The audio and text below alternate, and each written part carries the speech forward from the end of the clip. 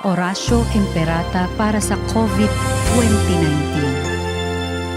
Ama naming mapagmahal, lumalapit kami sa iyo sa aming pangangailangan upang hilingin kami ay ipag-adya mo sa sakit na dulot ng COVID-2019 na kumitil ng maraming buhay at patuloy na kumakalat sa iba't ibang bayan at bansa.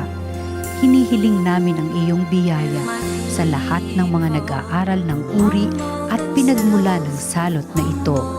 Patnubayan mo ang lahat ng dalubhasa sa medisina na tumutulong sa mga may sakit upang sila ay mapuno ng matibay na pagmamalasakit at pagdamay. Ipinapanalangin namin ang mga pamahalaan na naghahanap ng lunas at kagalingan para sa mga pinahihirapan ng sakit dulot ng salot na ito. Ipinagkakatiwala namin sa iyo ang lahat ng nagdurusa dahil sa sakit na ito. Pagalingin mo sila at bigyan ng mabuting kalusugan. Pukawin mo ang aming kalooban upang maging handa kami tulungan ang mga may sakit at nangangailangan.